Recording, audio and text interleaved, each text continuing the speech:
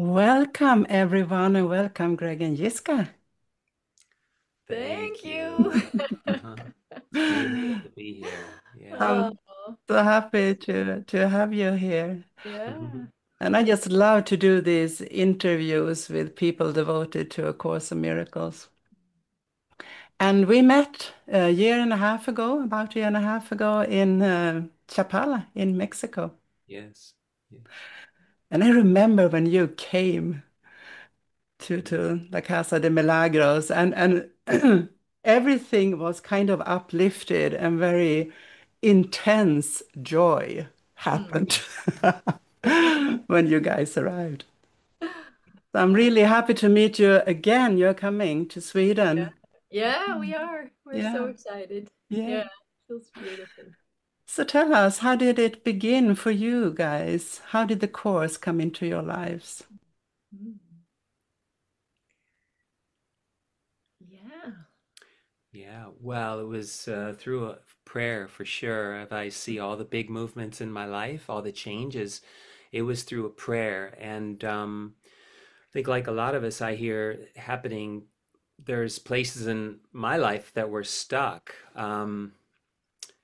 Trying everything I could to heal, I mean, I'm sure that's a pretty common, like trying everything and trying doctors, trying psychiatrists, medications, trying, who big therapy, big, get that darkness out, get the grief out, get it all, big, big, big, just trying to have cathartic experiences because the heaviness felt so heavy in my life.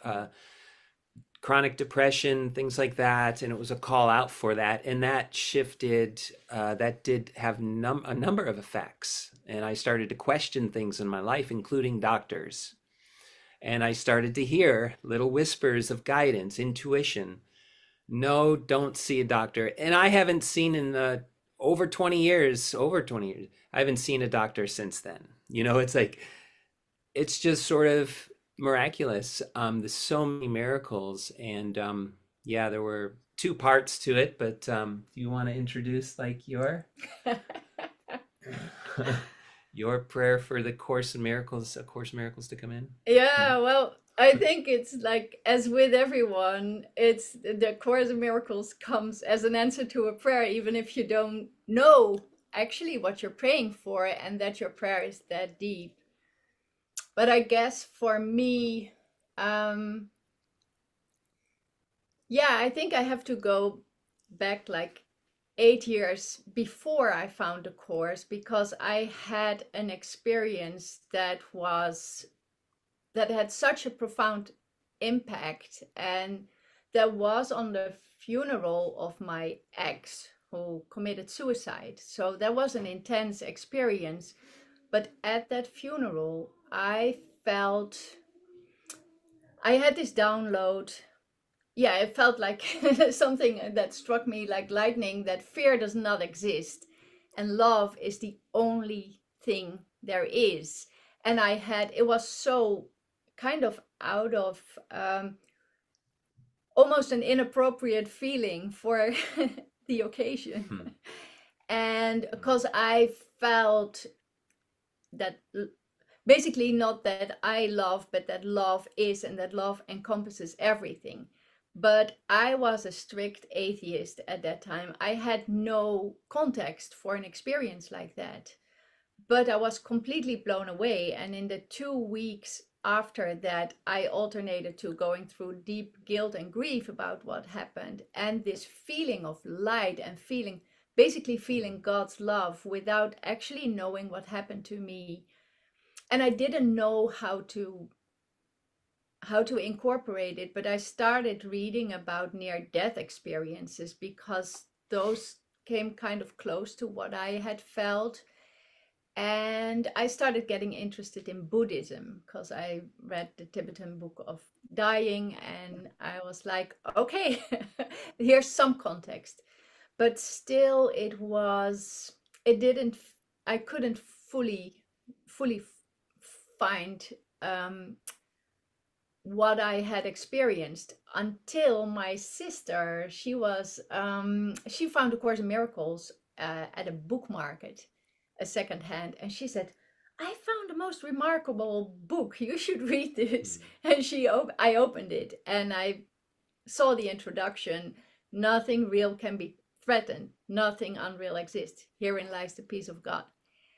And it struck me again like lightning. I was like, that was the experience that I had 8 years before. And I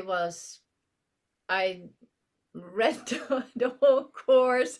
I did the workbook in a year, and it was like, of course, initially it's like study, but feeling so uplifted. Like this is, I knew, like, and I think everyone can relate to that. Something like our deepest chords are being strung. We know this is the absolute truth. This can't be, it's nothing but that. And yeah, so it kind of that was the beginning, like, of a very, very beautiful and not always pretty journey, but definitely a journey towards the light and towards. And I faced the same thing Greg said, like a depression, and going to see psychiatrist, psychologist, having to take medication, and it was, yeah, the course just really gave me something way stronger than medication. Yeah, it's yeah. It was interesting. You hear it too, that things don't work in the world, but also relationships. I had I was engaged to be married, and I was in a lot of people pleasing and trying to, there was such a mix up of like what actually, yeah, relationships were for, and it failed miserably, and it put me into a lot of pain, and something just clicked in my mind, which was a beautiful thought, which was, I can't do it. Like, this is completely out of my realm, relationship, like intimate relationship, to be married in this. So something happened profoundly that just disappeared from my awareness, in terms of wanting it or desiring it or thinking it was important, thinking society thought I should do it.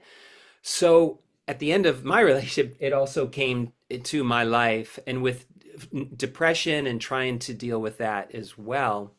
Um, so that was transformative, because then it just opened up my mind to say, I'm actually failing at this, but I can put my mind into my healing, because I wasn't settled, as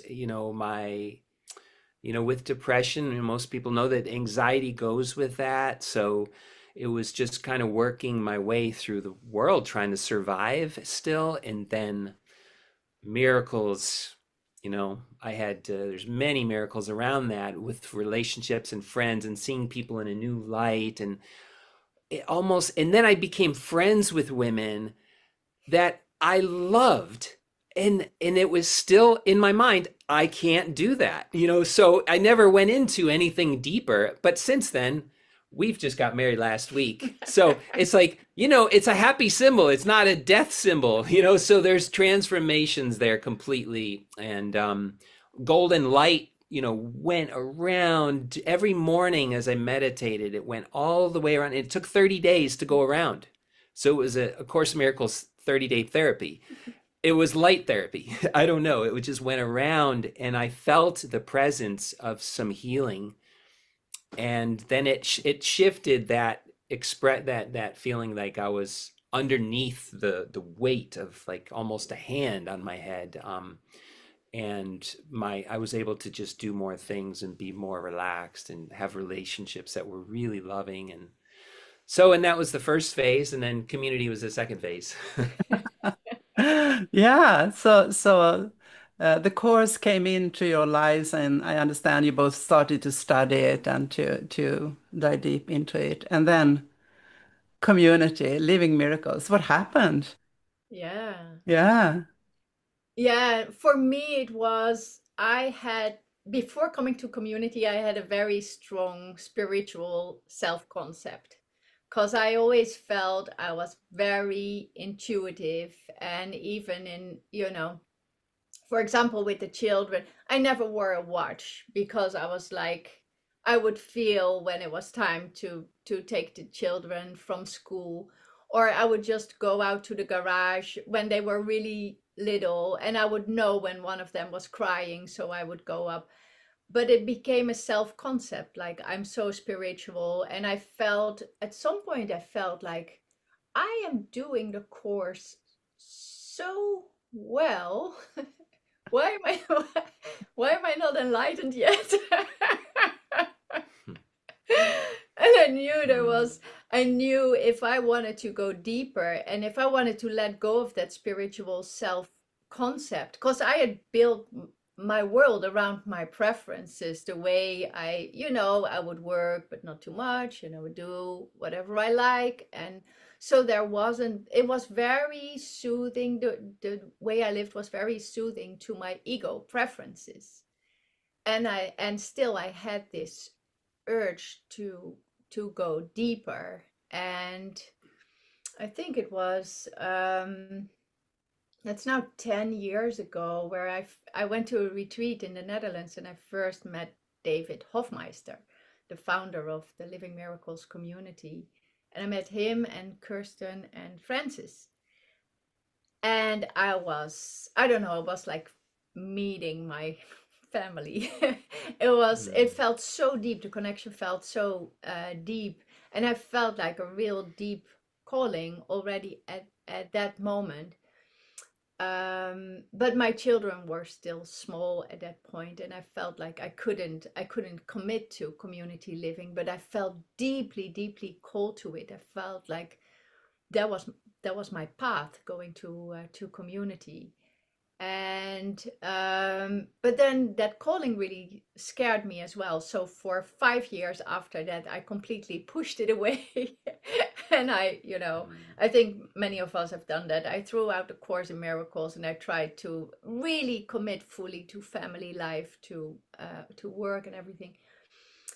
And then it became like this deep, deep calling for deepening came back. That's now a bit over 5 years ago, and I was like, I have to see for myself what this means, and I need to get out of this comfort zone, of this comfortable life that started to feel very heavy and empty. And then we still had a center in Mallorca, and I went there for a month because I just wanted to see, like, is that really true? Is it really my calling? And it became so clear. I felt such a longing in my heart. So I went back to Holland, and I just was there for 2 months, and I got back to community, and I actually never left. So yeah, that's been 5 years ago now, and it's been very, very humbling being in community and not living by my own preferences, but fully handing over my life to God, and practicing forgiveness on a daily basis. With mighty companions there. And the path may look so different for everyone, but I felt very deep. This was my this was my calling. People often say, well, I didn't choose the course, it chose me. It just sort of like almost lit up. People talk about it lighting up, and the community was similar. We talk about the theme of passion of purpose, comes to mind too, because like it really takes quite, the ego, is pretty persistent and insistent. And the first phase, it was about 6 years long of A Course in Miracles, where the depression and the light episodes and my friendships came in, and I wasn't in an intimate, romantic relationship. And so I was avoiding that part of me. I was avoiding that. In the end, not at first, of course, because I was being told, that I can't do it, So what happened was, I too started to flatten out, like in terms of an experience. I was having a harder time finding like bigger miracles, more regular type of miracles. My friendships were good, but they were a little stale, and I was questioning things. Again, it started. The Course in Miracles came into my life. I started questioning things, and then I started questioning things even more. Then, because my work life, did I want to do that until the end of time, my time on Earth? Did I want to be a painter? Did I want to? Was it fulfilling? Was it fulfilling enough? And these are hard questions. These are very hard questions, and I took them, and it probably took a lot longer than it looked, because it started earlier. But I did then say to myself, I'm going to change.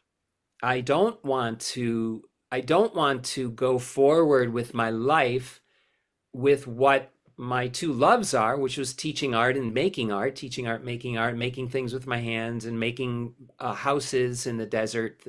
I did start doing personal dreams too. But then I was like, still felt unfulfilled by the world. And now this is 6 years in a course. So I did do the course quite deeply, and I was going to a lot of different things and joining with my group and things like that. So it just wasn't enough. Like in terms of my happiness, I wasn't really fulfilled. So yeah, I started to say, I'm going to take a year off. And I literally emptied my schedule completely. And I went 650 miles to my straw bale house in the desert, which was one of my personal inspirations and was fun. And said, okay, what do I do? What is guided then? If it's not painting, then show me. If it is painting, show me. If it's teaching, show me. If it's not teaching, show me. I was asking very strong, direct questions, and literally sitting on the desert floor in a house and by myself for many months, and prayed. And I didn't have any sense that I'd be going to community. I didn't know, but I was drawn to bring people out to the desert and to kind of create a little community just naturally, because it was easier to heal with mighty companions and share and join that way. But I realized people had their life. They had their life, and I couldn't really invite them out of that unless they wanted to change their life too. So I found David, and then the questions were answered that I didn't even know I had. And then I got in touch with the community and had miracle encounters. And it was simply the answer to the prayer. It wasn't like a choice or like a preference. It was just, it showed up. It was a very sincere prayer because I literally didn't have anything else to do. And then I said, I'm coming. I didn't even ask, like, should I come? I was more like, well, I think I need to come, So it was pretty clear, crystal clear for me in that way. And yeah, and since then I just slowly unwound from ownership of homes and stuff like that. And yeah, and then just, yeah, feel this kind of ability to tap into the passion and tap into the vibrancy. And we can do that for each other and really, feel the closeness to the very deep intimacy and the release of the ego, over time. Yeah. Yeah, and living in community is like the hardcore way of doing it. My experience is that it's a lot of forgiveness work. Yes. Yes, it's a lot of forgiveness work in a normal job outside of community as well, but it's so intense in community. And you guys have lived in community for many years now, right? Yeah. 13 Yeah. For me, 13 years and 13 years. 13 and months. Yeah. Yeah. Yeah. But I think that one of the most valuable things is that it's so extremely humbling and Yeah. it's uncomfortable for the ego. Because I actually thought really when I went to community that, one little blow of wind and I'd be enlightened. that was the self-concept I came with. And then I was asked to work in the kitchen. I was asked to clean. I was placed in bunk rooms. I was paired up with people that were definitely not part of my preference package in a personal way. Yeah. So it was the opposite actually of what I expected, but it was an answer again to this deeper prayer underneath, like I need to go deeper. And apparently I had so much pride that I wasn't aware of, and that gets washed out pretty fast in a community context. But then because we have this we have two guidelines in the Living Miracles community, which is no private thoughts and no people pleasing.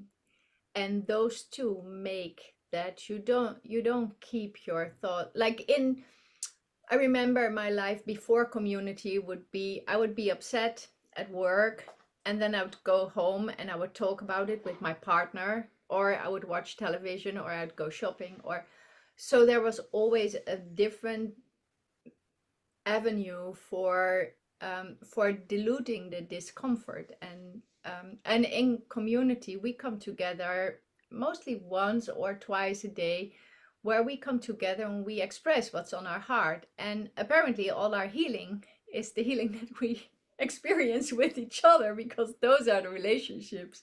And we have a lot of projects together, so we join a lot. There's a lot of healing opportunities, but with the guidelines not to keep any thoughts private, and also not to please anyone. Everything's brought to the light. And when you get into a constant practice of that, and you all commit to it, and you all commit to forgiveness, and seeing like whatever anyone projects onto me is not personal, it's not about me, it's the mind that wants to that needs testimonies of innocence. And we do that constantly for each other, however hard, because it's not easy, but it's so rewarding. And by doing that, we strengthen our faith, and we strengthen our trust that we won't be sent away when we're transparent, when we're vulnerable, when we show our weakness, or when we show our anger, or when we show our frustration, that it will ultimately be met with a thank you. And that's the rewards of that are so big, and it makes life so rich, that it's absolutely worth it. Yeah. You could come at it from the other way, where you say it's absolutely comforting, because it's for us, we make, of course, the second lesson is, I've given all the meaning that it has for me. I've given the world all the meaning it has for me. And there's something deep inside where it's like, I will give this meaning as my path to God, like lit and nothing else. And so sharing all that we own I believe it. You can talk to other people, but I'm going to give everything, because it's for God. It's not really even people or groups or anything like that. If I were on the street, I accepted 100% responsibility, and man, give me the challenge. Go, yeah, it's God. I think that's the passion, a purpose that we're calling for, is whatever we do, we give it the meaning we have for it. So in that sense, we have committed our life. This is a lifelong relationship. We will use our relationship till it's not helpful anymore, till the Spirit shows us we have maximized it. And it's a full commitment. And that's what's made it safe. I couldn't get married before. I was on the floor in so much distress. I was literally on the floor, and I was shaking, and I was in turmoil, and I just said, you have to get out. It's like, that's not how I want to live. I don't want to live that way. But now I can get married in joy. I can get divorced in joy. I can get married in joy. And we may not get divorced. We may not Get the word? It doesn't matter because it must point for God. So this is where the passion comes in, where we're getting so clear, and it doesn't happen all at once. We need to be given the steps and given the steps. But now, I didn't trust fully 10 years ago that I could be put on the streets and I would be okay, or I would feel like, I mean, sure, I'd be a little bit like, oh, okay, do. But absolutely, it's like, it must be, because I don't give room for it to be anything else. And the clarity that I have is the clarity that I have with the Spirit. So that's ultimately it, is our relationship is with the Spirit. Mm. And it's not with anybody else ultimately. So so valuing that above all else, and bringing that, it's like we were reading David's Healing in Mind book, which is actually the name of the retreat coming up in Sweden, in Malmo. But it was saying that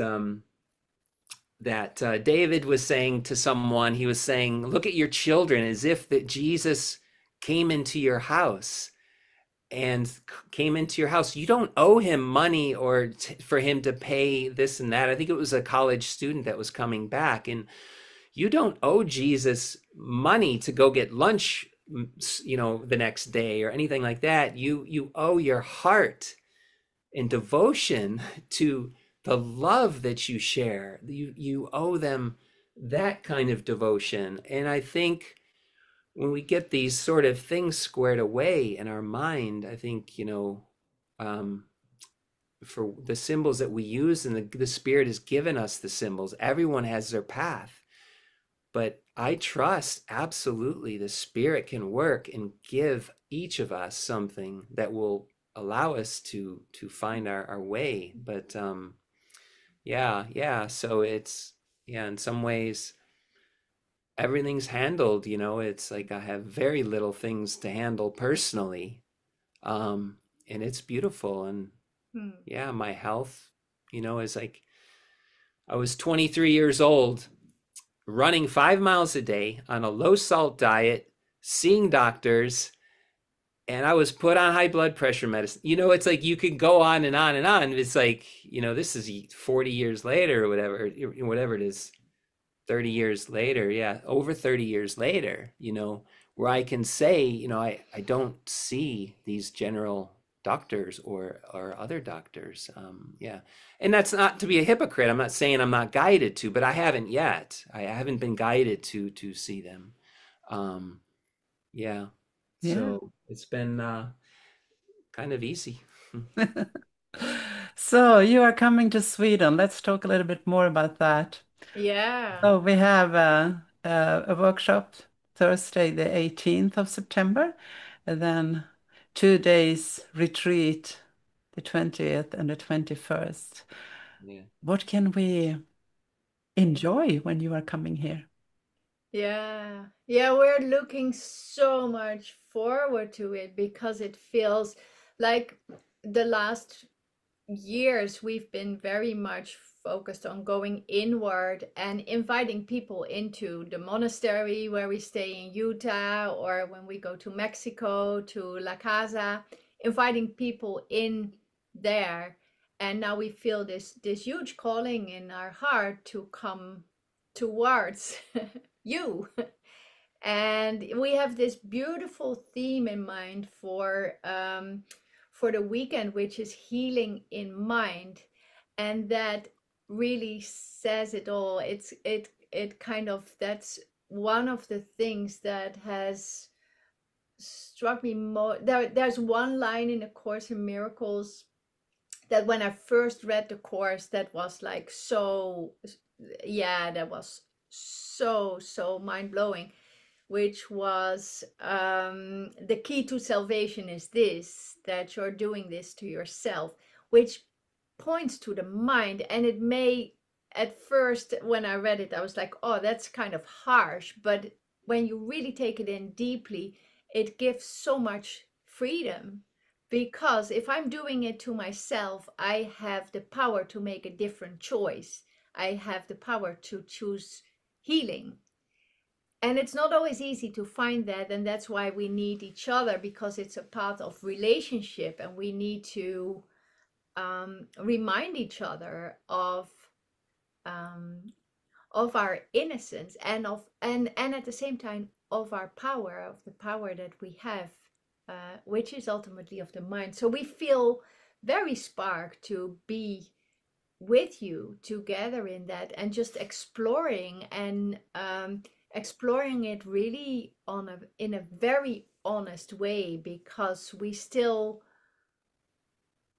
don't fully believe it, not consistently. So that's why we keep on coming together and keep on reminding each other and saying, like, hey, what is it actually? What are these beliefs that I'm still holding on to?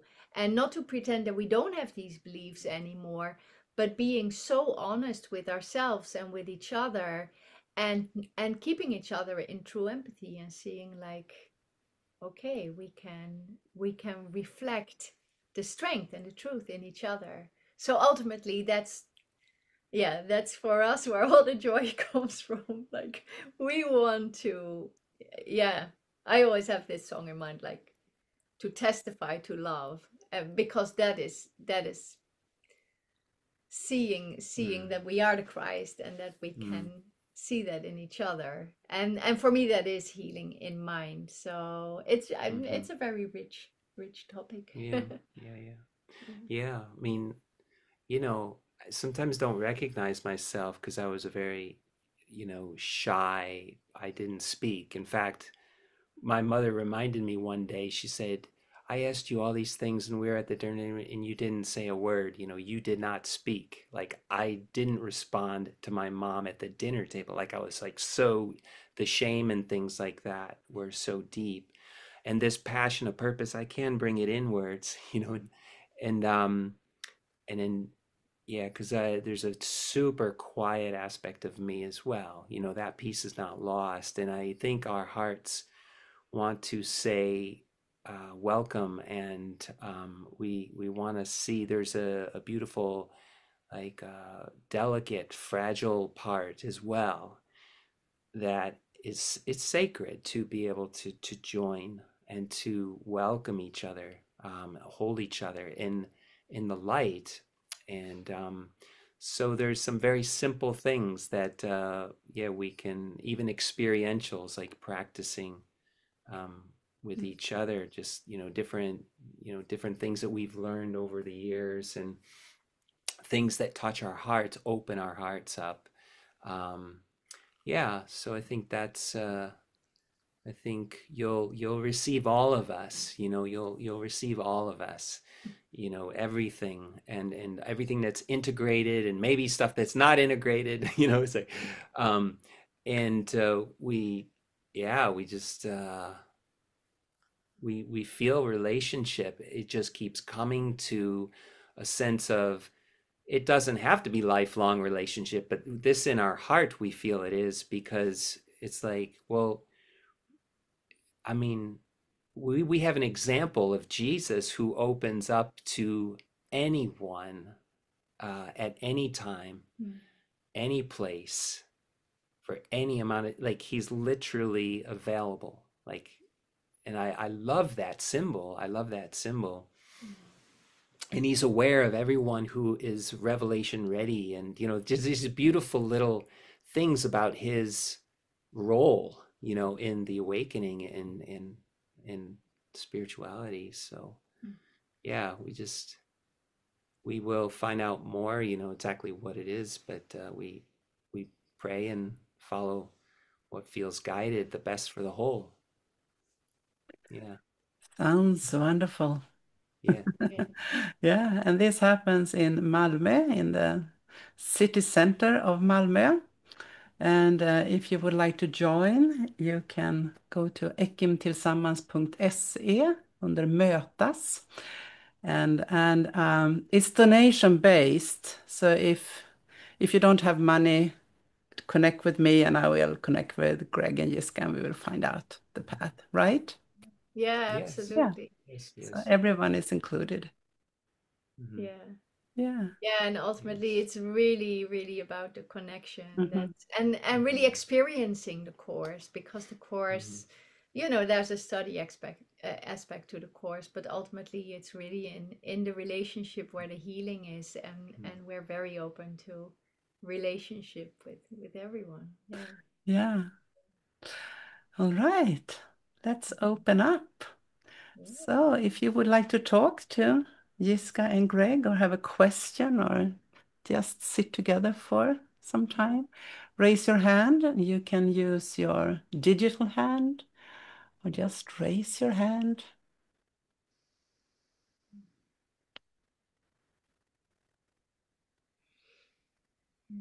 Marie. Hi, Greg and Jiska. Hi, Marie. Hi. Hi.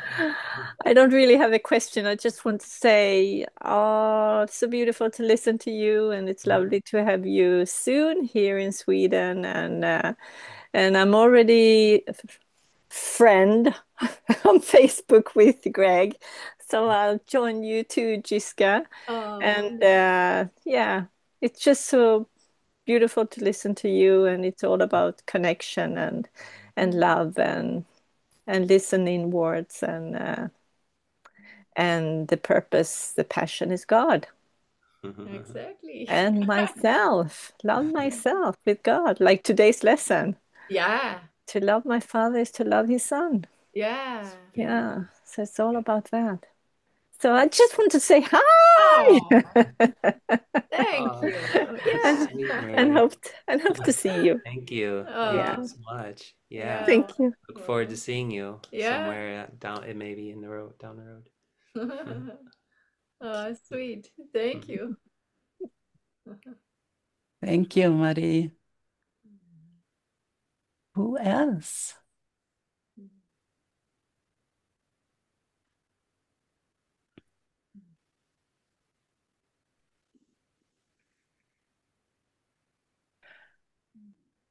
So, Greg, you have been to Sweden. You have actually lived in Sweden sometime.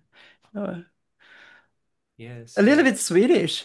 I was a resident for a while, yeah, Mm. many years, and yeah, I had to look it up because my memory is not super great. So I lived in Strandbaden there, on the coast, by I don't know if I'm pronouncing it, by Höganäs, Höganäs, Höganäs, yeah, Höganäs, absolutely.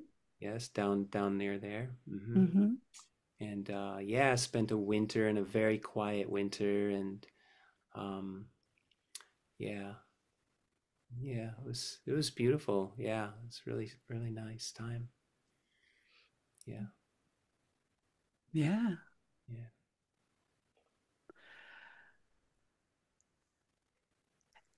Anything else someone would like to express?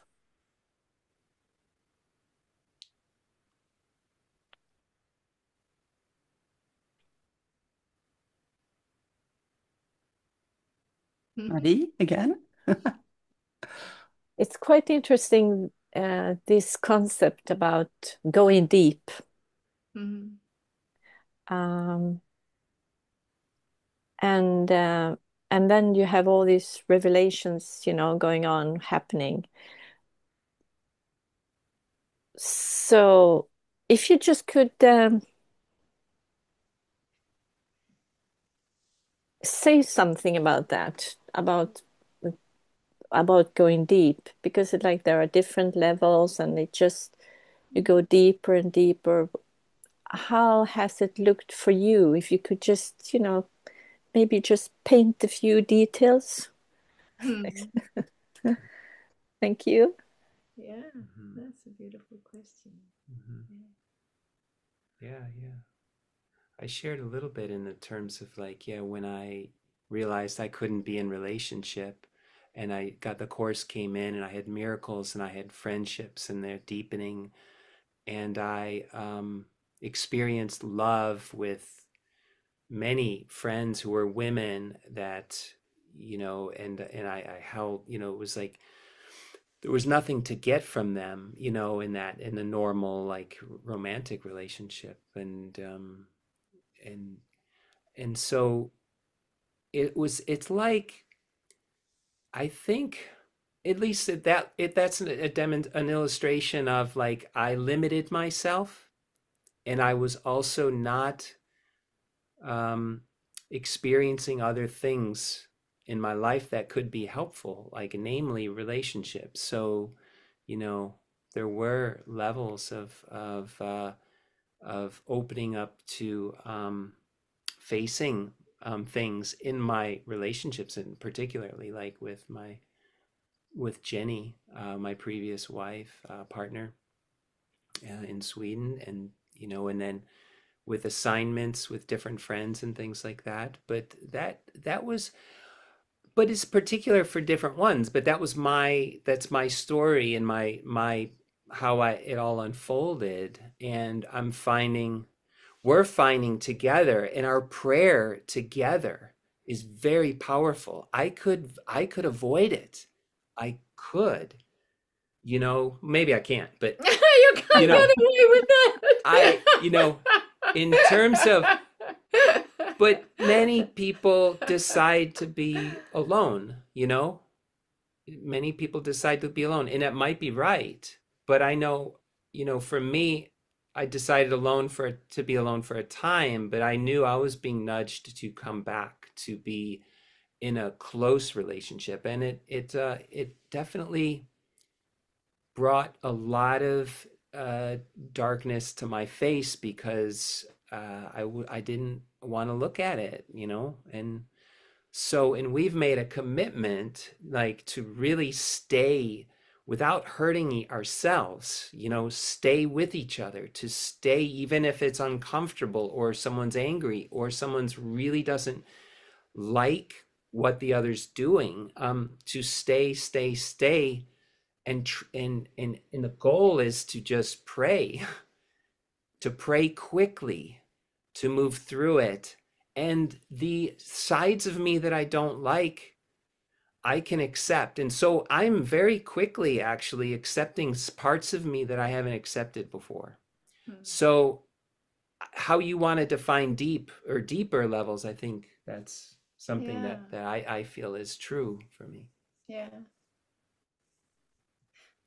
Yeah, and I think that's one of the beautiful things in community, that it's not like just an intimate relationship, but you have a relationship with all your brothers and sisters within the community. And for me, what's been like very, very deepening in trust was that we don't get to pick and choose like the functions we have. And I was asked, or it was actually made obvious that there was a function for me in admin. An admin that was completely contrary to my self-concept, like, because you have to be very precise. It's about accounting, it's about accountability. And I was like, oh yeah, I'll just, I'll dance around everything. So it was extremely challenging for me. And I was put in a position where I actually had to follow what I was being asked to do. And I had a lot of thoughts about that, and feeling like this is, we're overdoing it. There's too much precision. So I had a lot of resistance there. And at some point, I was joined with someone that I really had a lot of healing with. And I don't usually hear like Jesus saying things. It's not like how it works for me. But she kept on saying to me, just keep coming towards me. Just get over your resistance. Trust me. Keep coming towards me. And at some point, I remember it was winter, and I was going through so much resistance, and I was like, what am I doing here? And I was praying. And then I heard actually Jesus saying, keep coming towards me. And I was like, oh my God, this is what she's been saying to me all the time. And there was so much fear of following the guidance. And from that moment on, I could see like this is actually Jesus saying, keep coming towards me, speaking through my brothers. And I started accepting it and I started enjoying it, and it became such a deep experience, and our relationship became so strong because I was like, it's not whether I trust her as a person or whether I like her personality, or but there was such a depth in I'm gonna trust that this is not a person giving me this job or this function. And I started enjoying it so much to the point that I fully embraced it. And that's usually how it goes in community. Then it's healed. And then you're like offered another function because it's kind of maximized. But for me, that was such a deep lesson in trust and in seeing like what Jesus actually means when he says like trust your I trust my brothers who are one with me. That's how deep it goes. And he says, as you come closer to your brothers, you come closer to me. Yeah.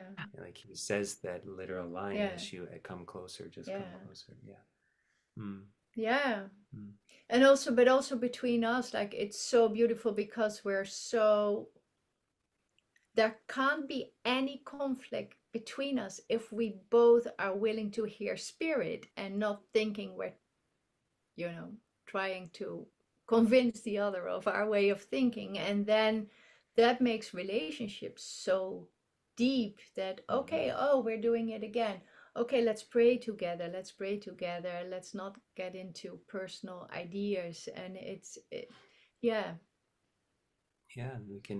We can just look at our family, and I think we have experienced years of development with our family. And when we can wholeheartedly embrace every member of our family and accept them fully, and then extend the love in our heart and in our mind and join with them, it's like, these kinds of things, and then are profound and so beautiful to feel that and not have to have bodies all associated with the connection. It's a mind thing. So there's so many different ways you can look at it, but we're both pointing towards relationship. It seems to take us a while to figure like, oh yeah, Jesus is talking about relationship. Like it's all through the course, but there's some aspect of learning that like in a deep way as we are in community and have assignments and have relationships within the community. Yeah. Thank you. That was really, yeah, that was very precise. It was like a painting, and when I was listening, especially about administration, no, no, don't put me there, I could really see that. Yeah. Yeah. And also I can see with the course, and I also do a lot the work of Byron Katie. I can also see how the healing that I'm doing with myself, how it's spreading with everybody else, and I can feel more happiness, more connection with everyone, and everyone with each other as well. It's not just me and maybe my daughter or my son. It's also my son and daughter, like they are connecting more. So there's just this healing going on all over. So yeah, but there are areas like administration and economy that I am just so thank you so much for how you expressed the going deeper. Yeah. Thank you. Thanks for your question. That's a good one. That was a good one, wasn't it? Yeah. Thank you. Thank you. Thank you, Marie. And I also remember Frances Sue. She wanted the administration. Yeah. She wanted it because she knew accountants. So, and she didn't get it. She didn't get it. She got something else. Yeah.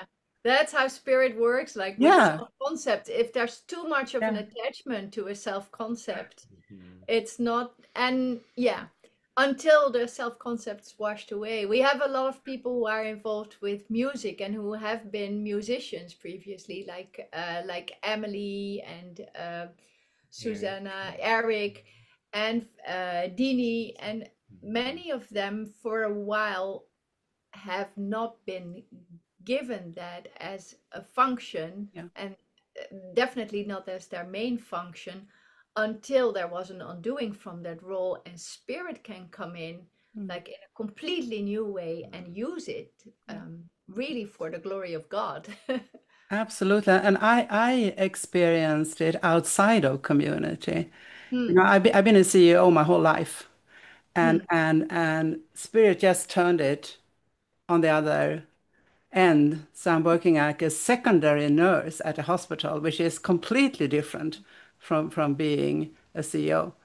Yeah. So I think it happens everywhere. Yeah. And Yeah. Oh also yeah. the calling back. Mhm.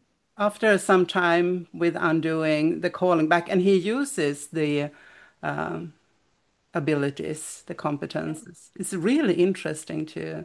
It is. But it is like a roller coaster, Oh yeah. complete roller coaster. Yeah. Yeah. Yeah, yeah. Yeah. Before we end, we will end in just a minute. I have a question about prayer, but I would like to know first if somebody else would like to ask a question or say something. All right. So I hear you talking about prayer, and I also have the same experience.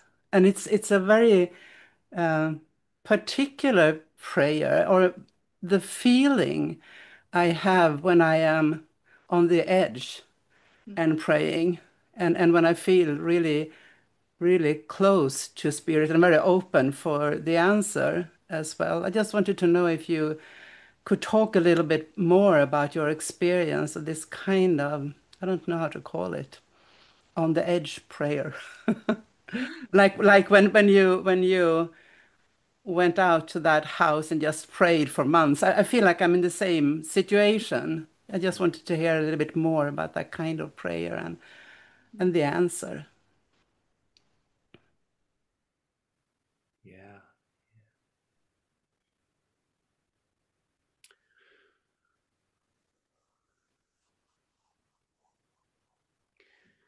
Well, I just feel a little emotional in a Yeah. sense of it's just so humbling. It's so humbling. Um, there's a sense of like of now desiring my identity to be washed. Of course, that will take whatever it takes, but a sense of surrender that's really in my heart in a way that I can have an experience with the Holy Spirit and and for a deeper connection. So, um, because, I've realized it wasn't super conscious, but over maybe a couple years actually, but more so I'm more aware of it though, that I ask for deep help, you know, Mm. and I'm like, oh, and I mean it, and it's like because it comes up consistently. So I just think it's a general direction for sure. And I think in my case, sometimes it was like, you know, Spirit in some ways was waiting till I was ready because the prayer happened before, but then I got very serious with my prayer on the, because like I don't know what to do. Literally, I didn't know what to do for the day in some cases because I didn't have that much ambition. But yeah, do you have a sense of it's like Yeah. it is going deeper for sure. And I think it's about a deep desire to merge. And David talks about merging with the Holy Spirit. Now, I don't know how long that'll take, but Mhm. there's a sincere desire because I don't know if it was, I don't know how since, I think there's a Mhm. lot of clearing that has to happen, obviously, Yeah. self-concept and ideas about ourselves and the world and judgments and all that. No, but Yeah. yeah. Yeah. I have a feeling that is like I don't know, leaving the world but still being here. Mhm. If that Yeah. makes sense. Yeah. Yeah. Yes. Yeah. But Yeah. it's this deep feeling of being on your knees and crying for help. That's where spirit rushes in, and that's like, I don't know, there's something so deep and so beautiful about that. And that's when you're on the edge and you're like, help. Yeah. Yeah. Yeah. Yeah. Wonderful. Thank you so much. Oh, I am looking forward to meet up with you guys in yeah. yeah. And everybody is welcome. You can go to ekimtillsammans.se/mötas. Yeah, we'd love to see you. Yeah. Yeah, thank you Thank all you. for Thank you. joining Thank you. us. Yeah. Feels really beautiful.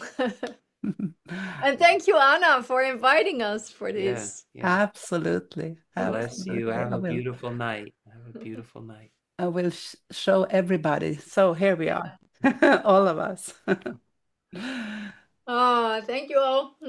Thank you. Thank you so much. And for all the Swedish people, om ni vill stanna och göra fördjupningen i dagens lektion så är ni välkomna att göra det. Magdalena kommer in alldeles strax. Där kommer Magdalena. Thank you everyone. Thank you. Thank you. Thank you so much. Yeah. Bye.